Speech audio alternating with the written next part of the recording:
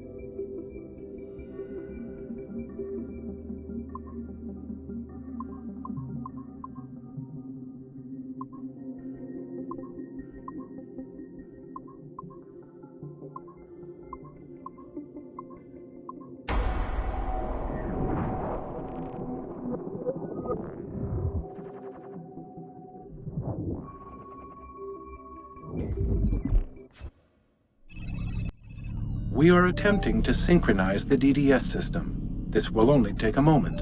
We are almost there. The DDS is now in sync. Thank you for your patience. We hope you enjoy your experience. Rudolf II invited many notable figures to his court, making Prague the center of European culture. Among them were Englishman Edward Kelly and his stepdaughter, Elizabeth Jane Weston. Observe her and report any alleged collusion.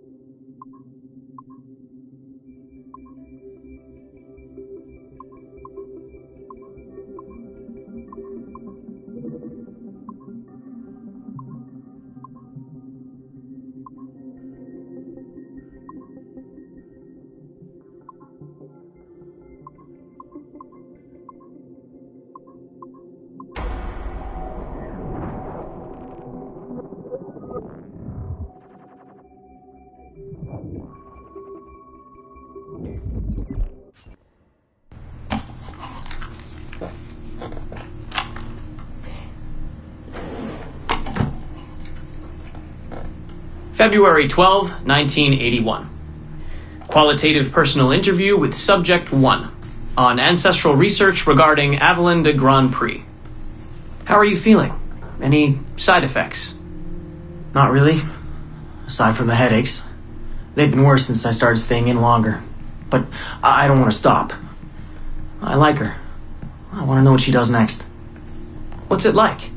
Reliving her memories. So different. The animus, I mean. The past. At first it was confusing. Distracting. Like New Orleans, the stench. I wasn't expecting all the smells. Smell is the sense most directly linked to memory. When I'm in her memories, it's like I can smell more than I usually can. In general, women have a more acute sense of smell than men do. I had wondered how that would translate. Anything else? Yeah. She's smaller than me, but it's like her body could do more. Did that surprise you? At first, yeah. The ERA people might hate me for this or whatever, but I don't usually think of girls that way. Climbing things. My mom, my sisters. The animal feeling of Aveline sinking her hidden blade into the throat of... Go on. It doesn't feel feminine. What I think of, her center of gravity is way lower. That was a surprise. How easy it is to land. How steady I am on her feet. Sorry. This is hard to talk about. No, it's fascinating. This is what... Okay. Can you tell me about Gerald Blunk? What about him? He and Avalon were close, but we haven't been able to ascertain if he might be your missing ancestor. Do her memories suggest anything to you? Does this make you uncomfortable? Remember, these are her memories. You're just playing them back. It's not even acting. You're a researcher. Like you say, I haven't experienced her consummating anything. That would be... Anyway, I think maybe she was confused. Oh. Well, first of all, I don't really know for sure, okay? I mean, guys think about sex more than girls, right? That's a fact. As a researcher, what did you observe? Does it mean she's more like a guy if she thinks about... Is that why she's able to assassinate... Well, okay, here's the thing. I don't know her thoughts, but from what's in her memories, physically, the fidgeting, some hesitation, what she looked at, who she looked away from, the things she didn't say when I expected her to. If I had to guess what it meant, I would think she was thinking about sex. But I'm a guy, so I would think that, right? So what does it mean for women to act that way? It has to mean something else, right? As a subject, you're able to observe more finely than I am in review. What about unwanted attention from men? Well, I thought that would be the hardest thing to deal with. I'm not into that, for the record. Not at all. Yes, I know. But the way she dealt with it, it happens so often. It's like you stop noticing everything she does to avoid it. Crossing the street, eyes in the back of her head.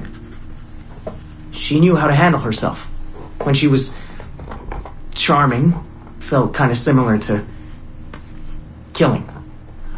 Or the build-up to killing. Can we take a break, Mr. Vidic? Of course.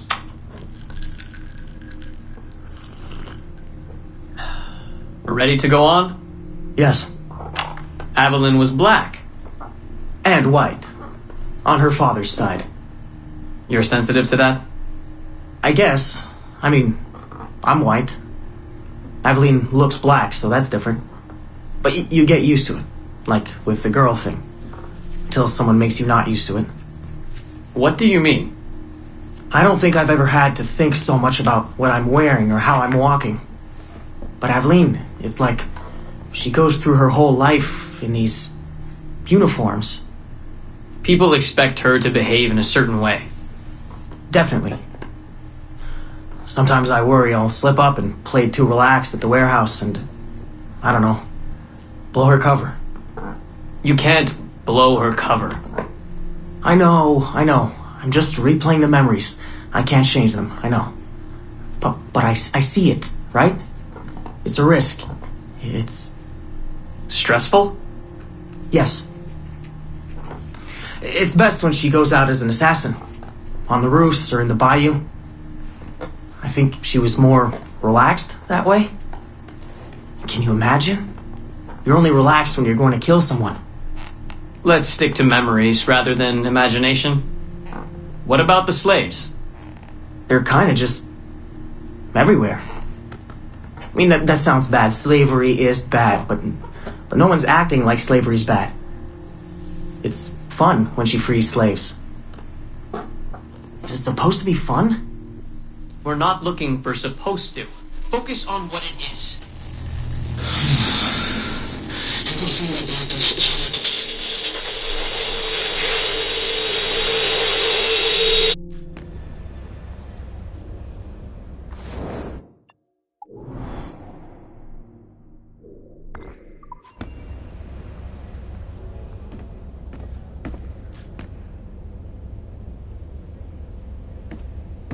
Hoy has vuelto a llegar tarde.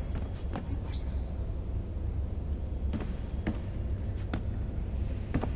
Es que...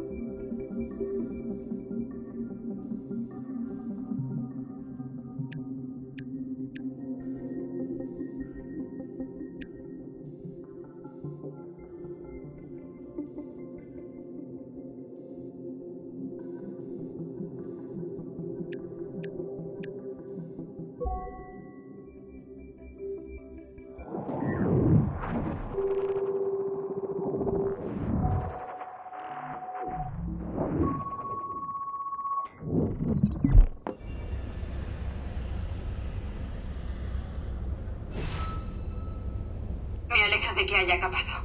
Odio que aumenten la seguridad. Me pone de los nervios. ¿Han metido a alguien en el búnker esta vez? Solo unos días, creo. Es una mierda. Pero supongo que es necesario. Trabajamos con datos delicados. Mierda confidencial. No sé qué pensar de eso, pero... está en el contrato, así que... Y nos pagan primas también. Plus por molestias lo llaman. ¿De verdad? Eso sí que es un detalle.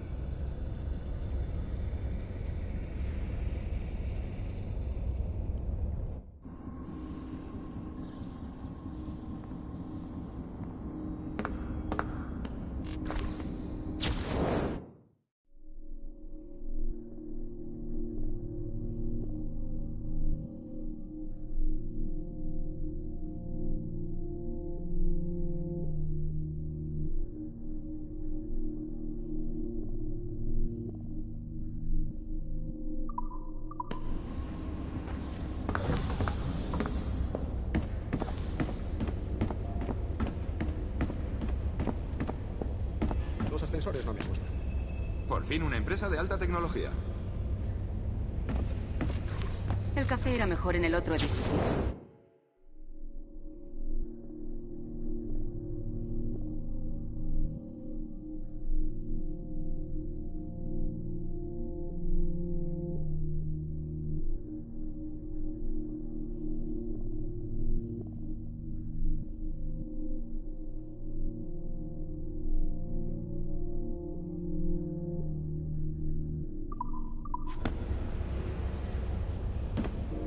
Sí, eso es verdad.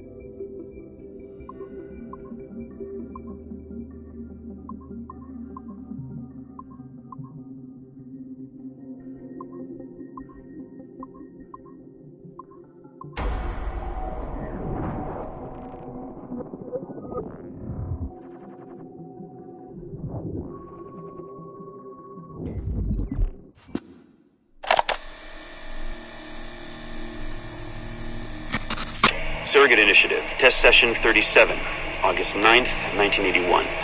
Host, Eileen Bach, DNA sample SB1970. Open! Good morning, Miss Kurtz. You look well, considering the circumstances. Are you rested? Have you eaten? Your friends are dead, Miriam. Bartel Schink and all his navigators, his Edelweiss pirates. Executed for 5 counts of murder. Without a trial. You must be proud. There was no need! They were scum! All of them! You hear me? All of you are scum! Scum! Scum! I see it so clearly now. He didn't break, did they? You have nothing. Quiet, girl! You don't have the artifact. If you did, you wouldn't be talking to me at all. Never use lay seat. I said never use lay seat. Never use lay seat.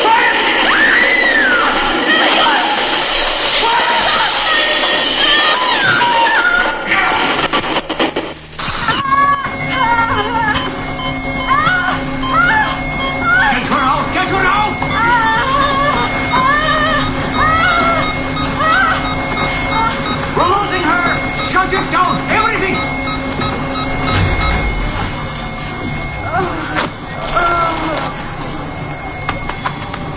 Eileen, open your eyes. Can you hear me? Eileen! Eileen! Power's off! Get the position in here! Step aside, son! Eileen, talk to me. Can you open your eyes? Clear! Oh, God. No response.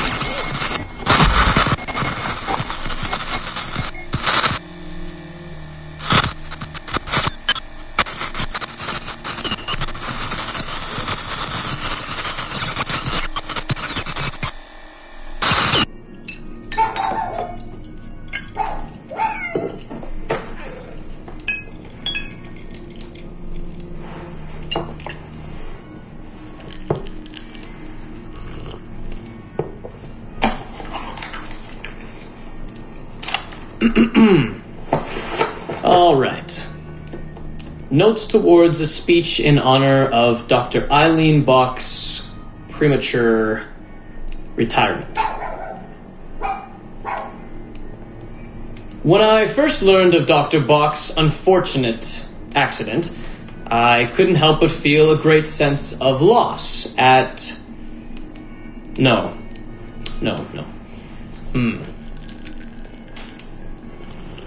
Dr. Eileen Bach has and always will be a friend and colleague. When I first learned of her unfortunate accident, I was shocked, of course. to see any friend injured in such a way, and to further learn that her injuries were severe enough to force a premature conclusion to her brilliant career. Well, I would not wish that fate on anyone. But if there is any solace to be found in her accident, it may be this: that she was injured in service of her research, in service of work that she cherished most dearly. And it is thanks to her, it is due to her diligence, that some of the mysteries of genetic memory have been further illuminated. And while it is true that work on her project, the Surrogate Initiative, as she called it, has been temporarily halted, the copious amount of work she has done over the past 3 years has been incredibly valuable. So while her work has been suspended for the time being, her legacy will most certainly live on.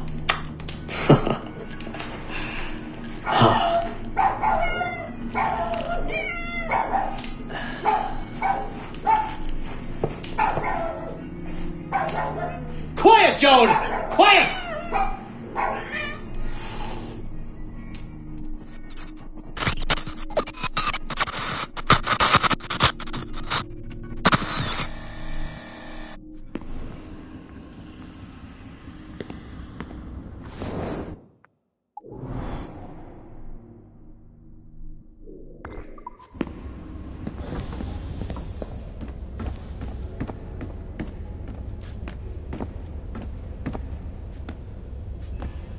¿Puedes creer lo bonito que es este edificio?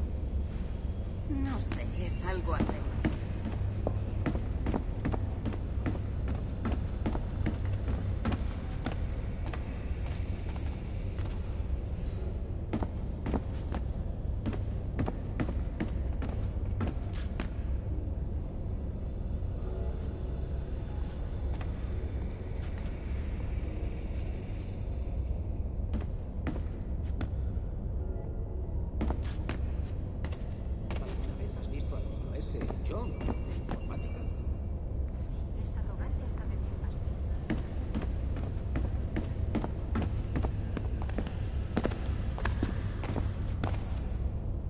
¿Has estado en China?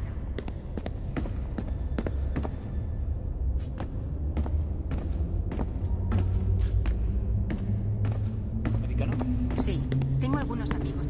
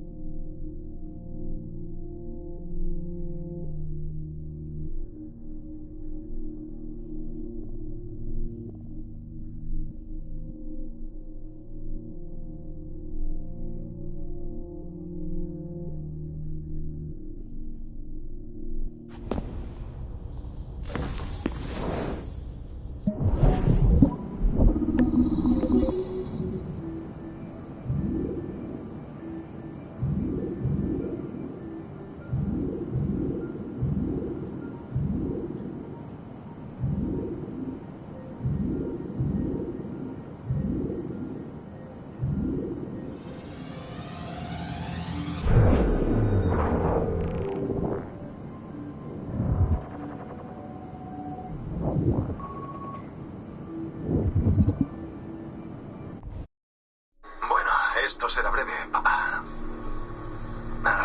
Algo para que me recuerdes si la cosa se va al garete. Si hoy no consigo salir del templo. He intentado ser optimista con todo esto, pero no puedo.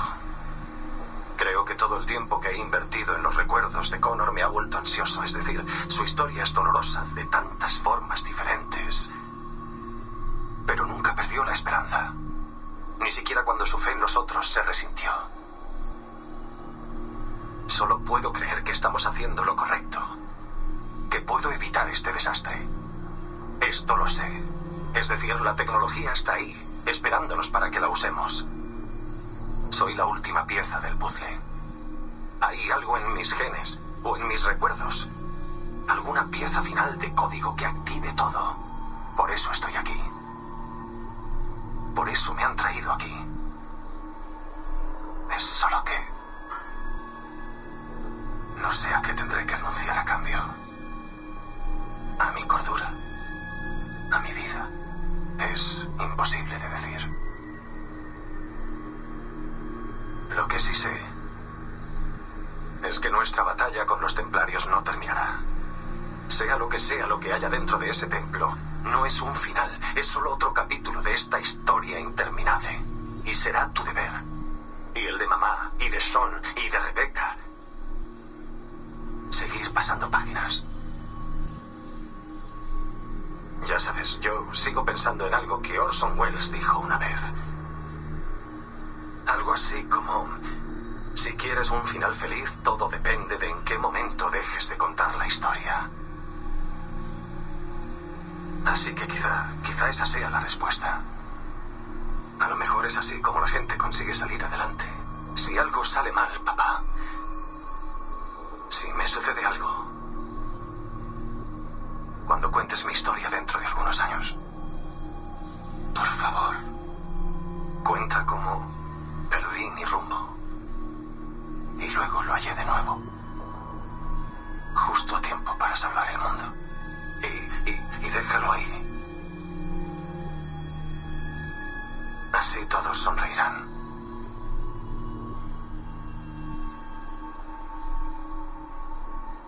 Adiós, papá.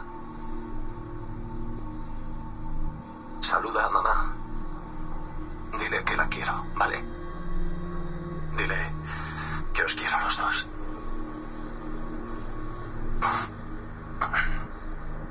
Os quiero a los dos.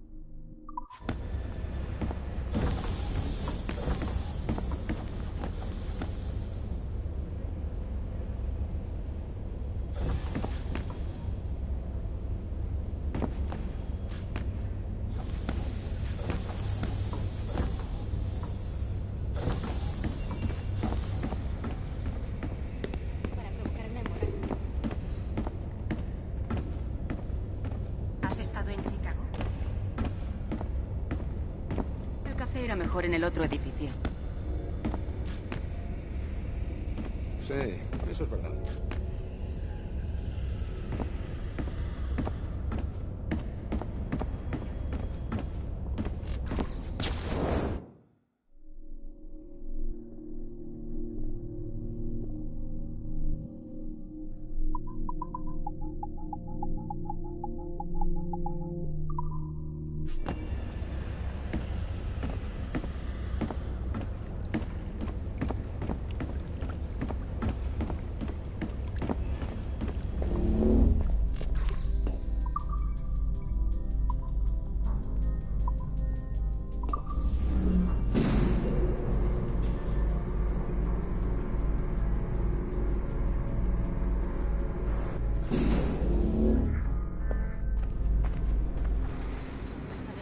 De Chicago. ¿Saben lo que se hace?